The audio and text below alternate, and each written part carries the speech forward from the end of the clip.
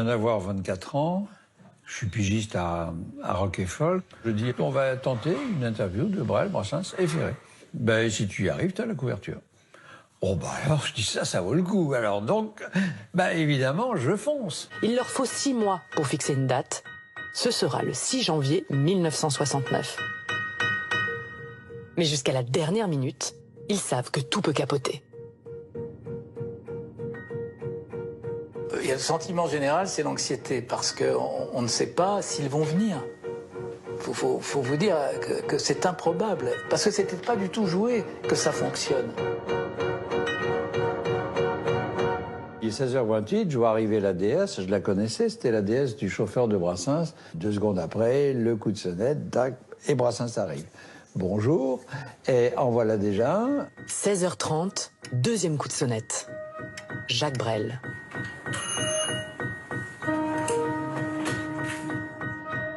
16h32, Léo Ferré. Ouf. Et puis là, alors, là, ça y est, c'était parti. Georges Brassens, Jacques Brel, Léo Ferré. Je crois que c'est la première fois que vous êtes rassemblés autour d'un micro ensemble. Oui, vous êtes le seul à avoir réussi ce tour de force. Merci. Allez, avouez-le vous aussi, vous auriez aimé être là, avec ces 3 poètes.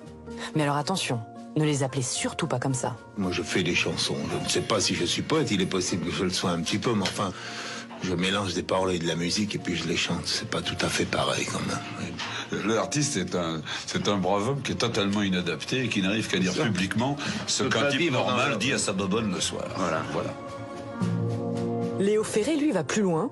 Il compare carrément son métier à celui d'une fille de joie.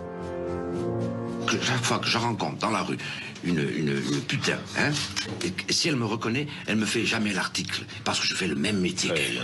Parce que vous vendez quoi? Votre voix. Alors là, nous sommes plus à notre aise. Oui, là je crois que c'est bien parti.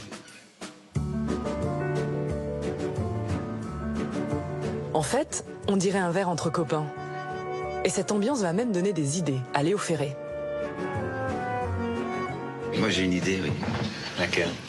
Je voudrais qu'un jour, ce serait extraordinaire, qu'on choisisse les 10 plus grandes salles de France, tous les 3, et puis qu'on rentre, et qu'on vienne sur la scène. Brassens, c'est une chanson, il s'en va, puis Brel, puis moi, pendant 2 heures. Voilà. C'est assez fou, donc j'aime assez. Ah oui, c'est fou. Cette ambiance est absolument plus que plaisante et plus que formidable. Enfin, moi, j'en suis baba quand je vois que tout se passe comme ça, vachement bien, etc. Je suis très content. 2 heures d'interview, le journaliste a réussi son coup.